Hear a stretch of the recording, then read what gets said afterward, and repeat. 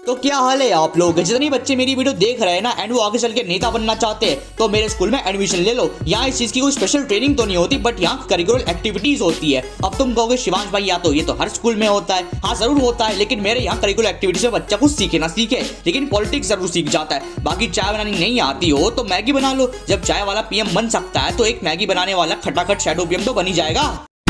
एक तो ये करिकुलर एक्टिविटीज मेरे लिए अपनी क्रश को प्रपोज करने में हमेशा अड़चन डालती है। कौन मैं पिछले 10 साल से रिजेक्ट हो रहा हूँ। कभी म्यूजिक में जाओ तो तुम्हारी आवाज खराब है, डांस में जाओ तो मैं ये स्टेप नहीं आता, कंपेयरिंग डिबेट या किसी स्किट में लो तो उसमें कहते तुम्हें बोलना नहीं आता। और ये सब तो छोड़ो, साला मुझे आज तक थॉट ऑफ द डे तक नहीं बोलने दिया यार इन लोगों ने। साला ये दुख का खत्म नहीं होता बे।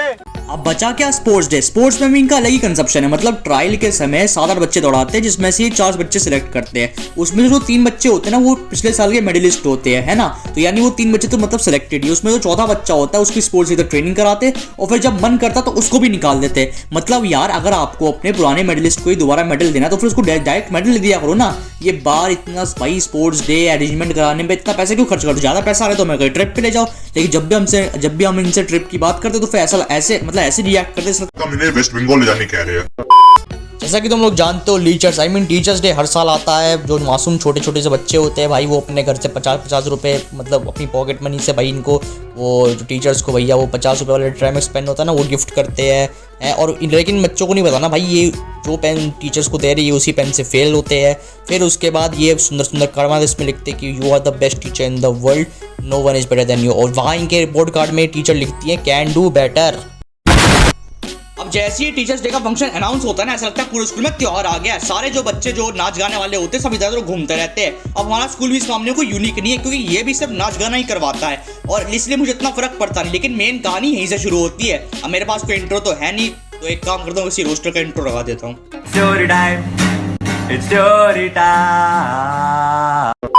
ये बात है 28 अगस्त की जब मैं रोज की तरह अपनी क्लास में बैठा हुआ था दोस्तों के साथ पढ़ाई कर रहा था। यस, क्योंकि हमारी क्लास में 38 बच्चे जिसमें से 24 लड़कियां एंड 14 लड़के। ज्यादा दांत दिखाने की जरूरत नहीं है कॉज सिर्फ क्वांटिटी है क्वालिटी नहीं है।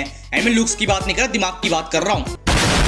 अब उन 14 लड़कों में से 2-3 जो पढ़े लिखे लड़के मैं उन्हीं के साथ बैठता हूँ और बस पढ़ाई चल रही थी। एंड इसके बाद हमारी क्लास में एक रिस्पेक्टेड असिस्टेंट हेड बॉय आता है, अनाउंस करता है ये सुन के मुझे पहली बार अपने यूट्यूबर होने पे घमंड हुआ। एंड पूरी क्लास में मैं ही वो इकलौता चमकीला चूजा था जिसने अपना नाम दिया बिकॉज बाकी बच्चों के लिए ये सब मोहमाया बन चुका था।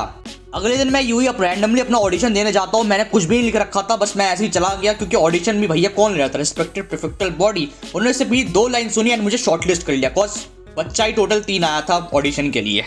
अब अगले दिन मैं बढ़िया से एक स्टैंड अप लिख के और याद करके जाता हूँ। मेरा टॉपिक था लंच ब्रेक। मैंने उनको सुनाया, उनको लिटरली बहुत अच्छा लगा क्योंकि यार बाकी सब थे भैया वो चैट जीपीटी वाले वो सब। मैं ठहरा भाई कॉमेडियन, ओजी कॉमेडियन। 3 साल से यार यूट्यूब पे मजाक थोड़ी है, इंडिपेंडेंट क्यों लाला।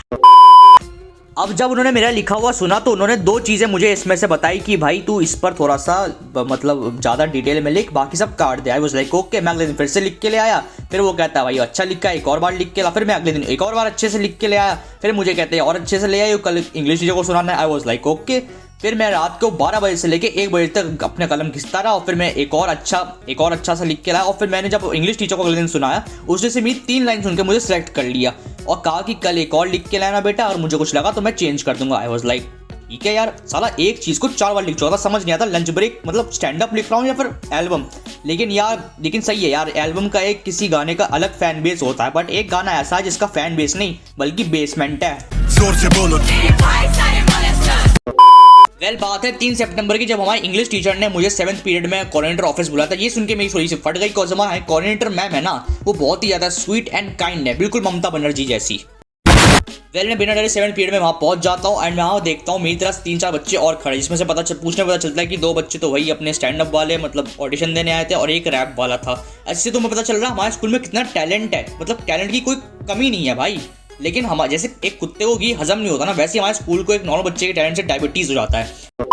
खैर बुलाया तो 7th पीरियड में, लेकिन हमारे सर जी आते 8th पीरियड में। और हमारा स्कूल कहने को तो प्राइवेट है बट काम करने का तरीका बिल्कुल सरकारी है। फाइनली हमारे सर जी आते हैं, फिर हमारी sweet and kind respected coordinator ma'am भी आती है एंड साथ में हेड बॉय भी आ जाता है। ये लोग तीनों ऑफिस में मतलब ऑडिशन लेने आए थे। अब मेरी देख के भैया बहुत फट रही थी तो मेरे साथ एक और 12th क्लास का एक कूल बॉय था जो कि ऑडिशन देने आया था। मैंने कहा भैया पहले आप चले जाओ फिर मैं आऊँगा। मुझे लगा भैया 10 मिनट में इनका काम हो जाएगा, लेकिन भाई जैसे ही सब चारों लोग ऑफिस में गए 10 मिनट हुए, 20 मिनट हो गए, इन शॉर्ट पूरा पीरियड ही निकल गया, लेकिन ऑफिस में उन चारों में से कोई बाहर नहीं आया। एक पीरियड खत्म हुआ तो हेड बॉय बाहर आता है, कहता है मैं उससे पूछता हूँ भैया क्या हो गया क्या, फिर कहते हैं स्टैंड अप इज कैंसिल्ड। ये सुन के आई वॉज लाइक ये क्या बक रहे हो मादरचोद? मेरा कसम से दिमाग खराब हो गया। मैंने जब पूछा क्यों, तो कहते हैं कि टाइम इश्यूज। अब यार 2 घंटे के प्रोग्राम में 2-3 मिनट बोल नहीं सकते क्या? लेकिन फिर जब हमारा कूल बॉय बाहर आया तो मैंने उनसे पूछा कि भैया क्या कांड किया यार अंदर। वो एकदम चिल होके बता रहा है कि कुछ नहीं यार, मैंने बस 1-2 टीचर्स को पर्टिकुलर टारगेट किया एंड वो ये वाला डायलॉग नहीं है। मम्मी कैसी है वाले जोक्स मार दिए, उनको भी अच्छे लगे। फिर पता नहीं क्यों उन्होंने शो ही कैंसिल कर दिया। कसम से यार उस समय इतनी गाली देने का मन कर रहा था ना मुझे, लेकिन फिर मुझे पता चला ये तो जैकेट वाला है, तो चाहे इसे माँ की गाली दो चाहे बहन की, इसे कोई फर्क नहीं पड़ेगा। इसके बाद मैं और मेरा रैपर भाई दोनों ऑफिस के बाहर खड़े होकर धरना देने लगे। और जैसे लास्ट पीरियड में जो हमारी रिस्पेक्टेड कोऑर्डिनेटर मैम है वो ऑफिस के आसपास घूमती रहती है, लेकिन उस दिन पता नहीं क्या हुआ वो आ ही नहीं। और जो टीचर हमारे पास आसपास घूम रही थी उनको हमसे घंटा फर्क नहीं पड़ रहा है, ऐसा लगता भैया वेस्ट बंगाल में जस्टिस मांग रहा हूँ। खैर इसके बाद मैं अपनी चीज़ के बाद छुट्टी हो गई, फिर मैं अपनी नम आंखों के साथ बैग लेके घर पहुंचा। और भाई मेरा लिटरली दिमाग फक हो रखा था भाई, मुझे कुछ समझ नहीं आ रहा मैं क्या करूं। फिर मैंने शाम को मैं सोचा सो जाता हूं, क्या शायद सोने से मेरे अंदर की जो जहर को उसको थोड़ा सा भैया मतलब शांति मिले, थोड़ा ठंडा हो जाए। लेकिन जैसे ही मैं उठा वो जहर, मेरे अंदर का जो जहर था वो और जहरीला हो चुका था। फिर मैंने भैया अपनी क्लास टीचर को फ़ोन लगाया, वो कहती बेटा इसमें मेरा कोई हाथ नहीं है, ये एक्सपर्टीज नहीं है और मैं ज़्यादा कंट्रीब्यूट नहीं कर पाऊंगी, आई एम आउट। मुझे लगा चल ठीक है भाई। तो मैंने भाई इसके जो मतलब जिसने मुझे इसमें मतलब डाला था स्टैंड अप में, मैंने उससे बात करी। एक भैया थे तो कहते बेटा तू ना रिस्पेक्टिव प्रोफेक्टल बॉडी से बात कर। आई वाज लाइक ठीक है भाई कर लेते हैं बात। मैंने असिस्टेंट हेड बॉय से बात की, वो कहता भैया हेड बॉय से बात करो। एक मैंने हेड बॉय से बात की तो उसने सारी बात बताई। फिर वो कहता भाई तू एक काम कर इंग्लिश टीचर से बात कर। मैंने कहा ठीक है भाई कर लेंगे बात। अब मैंने उस सर जी को 2 बार फ़ोन लगाया, उठाया नहीं। जब तीसरी बार लगाया तो उठा लिया। और उसके बाद जो बातें हुई ना, मैं उनसे पूछता हूँ सर ये शो क्यों कैंसिल कर दिया? फिर एकदम भैया एकदम अपनी एक्सेंट में एकदम फील में कहते हैं बेटा as you know the competition is too high. अबे क्या 2-3 बच्चे थे भाई सिर्फ, कंपटीशन इज टू हाई। फिर मुझे बस समझाती कि बेटा as you know We don't want to break the heart of the students। अबे जो तुम मेरे 10 साल से हार्ट ब्रेक कर रहे हो, मैं तो कभी तुम्हें कुछ नहीं कहा। तुम यार यकीन नहीं करोगे, जब मैं 9th में था तो उन्होंने यूथ पार्लियामेंट टाइप का मतलब यूथ पार्लियामेंट टाइप का एक स्किट ऑर्गेनाइज कराया था, जिसमें मैंने मतलब ऑडिशन दिया था, मतलब हामिद शाह जी की मैंने उसमें मिमिक्री की थी, जो कि इनको इतनी अच्छी लगी ना, इन्होंने कहा भाई इसको तो पीएम बनाएंगे, इसको तो ये बनाएंगे, इसको तो वो बनाएंगे। एंड में बनाया क्या, युवा छात्र नेता। उसमें भी भैया मेरी मुझसे 4 हफ्ते मेहनत कराई, मतलब हफ्ते में 7 दिन होते ना, मैं सातों के 7 दिन स्कूल जाता था, है ना। मैंने इतनी मेहनत करी, इतना भाई सब कुछ किया। उसके बाद एंड में क्या हुआ, जब वो 4 हफ्ते की मेहनत के बाद जब वो कॉस्ट्यूम वाली प्रैक्टिस आती है ना, मतलब शो से 2 दिन पहले, उसमें क्या करते हैं ये मेरा एक रिप्लेसमेंट बुलाता है। और फिर मुझे कहते हैं बेटा बुरा मत मानना, हमने तुम्हारा ना एक रिप्लेसमेंट बुलाया। लाइक ठीक है भाई बुलाया होगा, मुझे क्या। अब ये लोग क्या करते हैं मेरी लाइन्स ले लेते हैं, जो मैंने लाइन्स लिखी है। अब वो टीचर क्या करती है, मेरी लाइन्स लेती है, उसमें से बहुत अपनी लाइन ऐड करती है और चुपचाप उस बच्चे को दे देती है। और वो बच्चा क्या करता है, वही पढ़ के वहाँ पर सुना देता है और सब ताली बजाता है, अरे वाह क्या बोला है इसने, इसको सिलेक्ट करेंगे। और होता क्या है, बन जाता है वो युवा छात्र नेता और मेरा कट जाता है बहुत गंदा वाला। उसके बाद मैंने कहा भैया मेरा रोल क्या, और मुझे जहाँ मैंने 4 हफ्ते 400 वर्ड की प्रिपरेशन की थी, वहाँ मुझे सिर्फ 4 लाइन मतलब 4 वर्ड बोलने मिलता है। अगर हम करें तो करें क्या, बोले तो बोले क्या। Well back to the story. जब मैं सर को बोलता हूँ कि अगर आप एक बंदे को नहीं ले सकते तो चलो आप 2 को ले लेते। आप भाई स्टैंड अप तो 2 बंदे भी कर सकते हैं ना, कॉमेडी तो 2 बंदे हंसा तो सकते हैं। अब वो अपनी घटिया सी फेक एक्सेंट से मुझे समझाता है बेटा you are isolated, you don't know how the thing works, you don't know the system. अबे एल्विस यादव, अब तुम लोग मुझे जरा एक बात बताओ, मान लो तुम्हारी अरेंज मैरिज हो रही हो और जो तुम्हारे माँ बाप है तुम्हें 3 लड़कियां दे रहे हो कि भैया इनमें से तुम्हें एक चूज करके बतानी। अब तुम देखो लुक्स तो देखोगी, बाकी तुम उन तीनों से बात भी करके देखोगे ना कि भैया तीनों में से कौन अच्छी, जो भी तुम्हें अच्छी लगी तुम मुझसे शादी करोगे, है ना। यही होता है ना। अब ऐसा तो नहीं कि भैया तुम किसी एक लड़की से तुमने पहली लड़की से बात की, तुम्हें अच्छा ही लगा तो तुम भैया शादी ही नहीं करोगे किसी से, ये थोड़ी होता है। लेकिन हमारा स्कूल नाच गानों से इतना ऑब्सेस्ड है ना कि ये सेलिब्रिटी विजिट पे भी एक भरतनाट्यम की स्ट्रगलिंग डांसर्स को बुलाते हैं। अब जब सर को लगा कि भैया मेरे सवाल तो कभी खत्म होने वाले नहीं है, तो वो मेरे ऊपर एकदम गोल्ड सा बार फेंक के मारते और कहते बेटा अभी मेरे पास तुमसे बात करने का समय नहीं है, मतलब तुमसे बहस करने का समय नहीं है, तुम कल मेरे क्लास में आओ, मैं तुमसे वहाँ बात करूँगा। आई वाज लाइक ठीक है यार। अगली सुबह मैं उनके मतलब क्लास में चला गया, फर्स्ट पीरियड में चला गया। वो अपना भैया अटेंडेंस ले रहे, मैं क्लास के अंदर गया। फिर मुझे भगा दिया कि जाओ यहाँ से, देखने का अटेंडेंस ले रहा हूँ। ठीक है यार गुस्सा क्यों हो रहे हो। एक पीरियड में पूरे दिन बाहर खड़ा रहा, कोई फिर बाद में जब एक पीरियड हुआ ना, फिर जब वो बाहर आए तो मैंने कहा सर बात करनी है तो कह रहे अभी नहीं, अभी मैं क्लास लेने जा रहा हूँ। मुझे लगा यार ये क्या बात हुई। फिर मैं हेड बॉय के पास जाता हूँ क्योंकि लास्ट नाइट जब मैंने उससे सर जी से बात की थी तो फिर मैंने हेड बॉय से बात की थी कि भैया आप मेरा सपोर्ट करना थोड़ा सा। मैंने बात कर ली उनसे, कह रहे हाँ फुल सपोर्ट रहेगा। मैं हेड बॉय के पास जाता हूँ, वो कह रहे कि अभी मैं परेशान मत कर, मैं बिजी हूँ। मतलब यार ये भगवान क्या जुल्म है। अब इतनी करवाने के बाद मैं क्लास में बैठता हूँ उदास सा, कोई भाई नो क्लू भाई। अब इतनी करवाने के बाद तो भाई चुप तो बैठूंगा नहीं। मैं भाई कॉपी खोल के बैठ गया और मैं ये जो वीडियो अभी बना रहा हूँ मैं इसकी स्क्रिप्टिंग करने बैठ गया। लेकिन फिर जैसी मैं स्क्रिप्टिंग खत्म की ना मैंने, तभी इंद्र भगवान ने मेरी पुकार सुन ली और उन्होंने मेरे कहर से पहले अपना कहर बरसा दिया, यानी बहुत तेज मूसलाधार बारिश कर दी। और जो इन्होंने मतलब कल जो इनका प्रोग्राम होना था उसमें जो इन्होंने टेंट वेंट लगाए थे वो टेंट नीचे आ गए और जो बाहर इन्होंने कारपेट सूखने डाले थे वो सूख गए। कसम से मुझे बारिश उतनी अच्छी तो नहीं लगती, बट उस दिन तो ऐसा लग रहा था कि काश यार मतलब स्कूल ही डूब जाए, मज़े ही आ जाए। छुट्टी के बाद जब मैं घर पहुंचता हूं तो पता चलता है कि कल का प्रोग्राम भी कैंसिल हो गया है।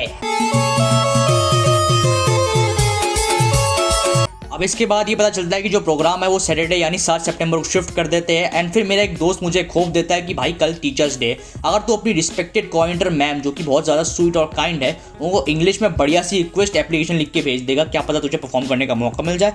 आई वाज लाइक बात तो बिल्कुल पढ़ी लिखो वाली कर रहा है। बट अगले दिन मैंने मैम का नंबर निकलवाया और उनको 300 वर्ड की एप्लीकेशन व्हाट्सएप पे लिख के भेज दी, जिसका वो 3 घंटे बाद रिप्लाई करती है एंड लिखती है स्पीक टू मी टुमारो। मैंने फिर लिख के भेजा कि मैम विच पीरियड, तो सीन पर छोड़ दिया। यहाँ कुछ तो गड़बड़ है।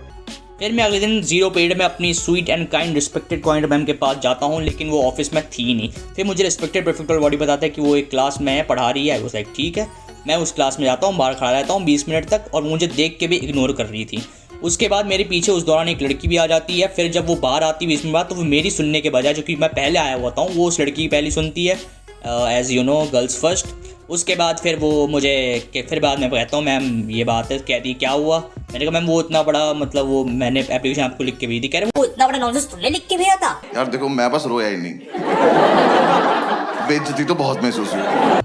अब इसके बाद मैं उनके ऑफिस के अंदर जाता हूँ एंड फिर मैं उससे कहती बताओ क्या बात है। मैंने कहा मैम मैंने कल आपको एप्लीकेशन में लिख के दिया था। देन कहती अच्छा वो मैंने मेरे पास इतना बड़ा नॉनसेंस पढ़ने का टाइम नहीं है। साला ये दुख का खत्म नहीं होता बे। अब मैंने उन्हें 10 मिनट खड़े होकर ऑफिस में मेंटली ब्रेकडाउन हालत में अपने एप्लीकेशन का ब्रेकडाउन किया। फिर वो कहती बेटा हम टीचर्स डे पे सोलो परफॉर्मेंस तो रखते ही नहीं है। मैंने कहा मैम अब रख लीजिए, मैं तो पिछले 10 साल से देख रहा हूँ आप सिर्फ नाच गाना करवा रही हैं। क्या बेटा तुम 10 साल से हो ना, मैं यहाँ 20 साल से हूँ। आई वाज लाइक यार जो चीज़ तुम मतलब लंबे समय से नहीं कर रहे हो उसका मतलब ये थोड़ी वो परंपरा बन जाएगी। फिर मैं उन्हें कहता हूँ मैं इस बार कर लीजिए, क्या पता कुछ यूनिक हो जाए। कह रहे आप मुझे बताओगे मुझे क्या यूनिक करना है क्या नहीं करना है। आई वाज लाइक नहीं यार मैं सजेशन लिखती हूँ, टीचर भी इतनी जल्दी बुरा मान जाती है ना। फिर इसी बीच मेरी कबर पे आखिरी कील ठोकने वो इंग्लिश टीचर भी आ जाता है। एंड फिर ना वो मुझे देख के कहता है कि अरे मैम ये आपके पास भी आ गया, मैं तो इससे कॉल पे बात की थी, मैंने इसे अगले दिन बुलाया भी था लेकिन ये मेरे से मिलने आया ही नहीं। आप जो बोल रहे हो आपके कान में जा रहा है। अब मेरे साथ इतना कुछ हुआ था लेकिन तुम मेरी डेडिकेशन देख रहे हो। आज के दिन में मैंने 5वीं बार इनके लिए स्टैंड अप लिख के ले गया था कि भैया अगर इन्होंने सुनाने बोला तो मैं सुनाऊंगा और क्या पता मुझे परफॉर्म करने का मौका मिले। और लेकिन भैया मेरी उस दिन पता नहीं क्या था, ऊपर से ये हमारे सर जी इंग्लिश के सर जी ये भी मेरे 3 लाइन को उस स्कूल बॉय के पूरे स्टैंडर्ड से कंपेयर कर रहे हैं। कोई सेंस है इस बात की? फिर हमारी sweet and kind Mamata Banerjee हमसे कहती है कि बेटा तुम ना टीचर्स मतलब चिल्ड्रंस डे पे ट्राई करो। अरे यार जब सामने वाला बंदा रेडी है बोलने को तैयार है तो एटलीस्ट उसकी सुन तो लो, बोलना क्या चाहता है। कहती है बेटा इम्पैक्टफुल होना चाहिए। अरे एटलीस्ट सुनो तो यार, इम्पैक्टफुल आप डिसाइड करना अगर आप कोई, लेकिन नहीं पता नहीं इनको क्या है। अभी मेरी जगह कोई लड़की होती बस उसको कुछ नहीं करना था, उसको अपने आंखों से सिर्फ एक आंसू की बूंद टपकानी थी। फिर देखना नाच गाने से पहले भी ना उसकी परफॉर्मेंस होती, क्योंकि एक नारी है बढ़ते भारत की किलकारी है और तुम एक चूतिए लड़के हो, 2 कौड़ी के टट्टे हो। अब इतनी मनवाने के बाद मैं वही क्लास में आया एंड मेरे दोस्त मुझे देखने के बाद कहते हैं आगे स्वाद। अब तुम लोग कहोगे शिवांश भाई आपके साथ इतना कांड हो गया, अब 1 महीने बाद जाके आप वीडियो बना। देखो यार इसमें मैं कुछ नहीं कह सकता था बिकॉज जैसे ही सब मेरे साथ कांड हुआ मैं वीडियो डालने वाला था, लेकिन फिर क्या हुआ मेरे घर की शिफ्टिंग होने लगी तो मैं बना नहीं पाया वीडियो। जब जैसी घर की शिफ्टिंग खत्म हुई तभी एग्जाम आ गए तो भाई मेरा पूरा सितंबर भाई पूरा मेस्ड अप गया भाई। मैं क्या बताऊँ, मतलब और भी बहुत सारी चीज़ें चल रही थी यार, मैं तुम्हें कभी और बताऊँगा वो सब। देखो यार वीडियो तो बनाई थी ना, अब बनाए चाहे उस टाइम बनाए, क्योंकि इट्स नेवर टू लेट। बाकी मैं यही कहूँगा, देखो मुझे अपने स्कूल के मतलब ये जो जिनके भी मैंने नाम लिए भाई सबसे मुझे कोई पर्सनल हेट नहीं है, ये जस्ट मैंने समझाने के पर्पज से वीडियो बनाई थी। बाकी मैं जाते जाते बस सिर्फ यही कहूँगा मैं अपनी sweet and kind coordinator ma'am से कहना चाहता हूँ कि देखो, मुझे आपसे कोई पर्सनल ग्रजेस नहीं है, कोई मतलब पर्सनल हेट नहीं है। मैं जस्ट आपको आपकी जो गलती थी, मैंने आपको बस आपकी गलती रियलाइज़ कराने के लिए वीडियो बनाई, क्योंकि गलती सबसे होती है, ऐसी कोई बात नहीं, सभी इंसान है। और बाकी मैं आपसे यही कहूँगा कि जो चीज़ लंबे समय से नहीं चल रही हो वो परंपरा नहीं बन जाती। एंड अगर आप ऑडिशन ले रहे हो तो सबकी सुनो और उस हिसाब से सबको सेलेक्ट करो। एक बंदे को सुन के पूरा शो कैंसिल नहीं करते हैं। एंड बाकी मेरा एक मैसेज परफेक्टल बॉडी को भी कि अगर आप कोई एक्टिविटी अपने मन से कोई सजेस्ट कर रहे हो तो उसमें किसी टीचर का इन्वॉल्वमेंट रखो, ताकि वो आपकी एक्टिविटी एंड में जाके इस तरह MLM की तरह स्कैम ना हो जाए, ठीक है ना। वैसे आपको जो करना है करो, क्योंकि अब तो मैं किसी करिकुलर एक्टिविटी में लूँगा नहीं। मैं ये बात ऑन माइक कह रहा हूँ, मैं आपकी किसी भी करिकुलर एक्टिविटी में पार्टिसिपेट नहीं करूँगा, मैं डिक्लेयर करता हूँ ऑन माइक, ठीक है। बाकी क्योंकि यार अब डर लगता है यार, क्योंकि आप कल को अगर मैं कोई एग्ज़ाम भी, कल को आपके यहाँ कोई एग्ज़ाम टॉप मार दूँगा तो आप उसको भी लीगल डिक्लेयर कर दोगे। खैर, मिलते हैं अगली वीडियो में, तब तक के लिए बाय।